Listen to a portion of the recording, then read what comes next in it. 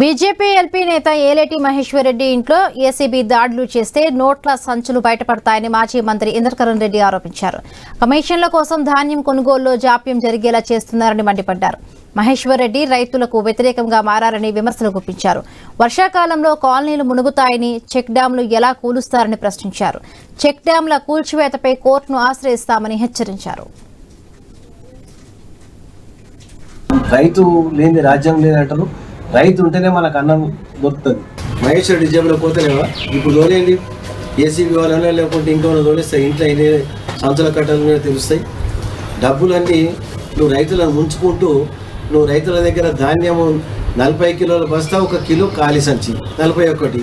ఈ మహేశ్వర్ రెడ్డి ఎమ్మెల్యే పోయి గిన్నెలు కోసి గిన్నెలు పట్టుకుంటున్నాడు. రైతు వ్యతిరేకి నువ్వు ఇప్పుడు ఒక చెక్ డ్యాం కట్టినంటే అది ఎంత ఎత్తున ఉంటుంది. ఇంజనీర్లే కదా కట్టించిన వాళ్ళు, ఎగ్జామ్ చెప్తున్నా, ఇంజనీర్లే కట్టింది కదా, కట్టి దాని మీకు వానాకాలం నీళ్ళు పోతాయి. నీళ్ళు ఎక్సెస్ అయితే కిందికి వెళ్ళిపోతుంటాయి. రేపు రాబో రోజులలో చూద్దాం అది ఎట్లా పేర్చారో, దానికి కూడా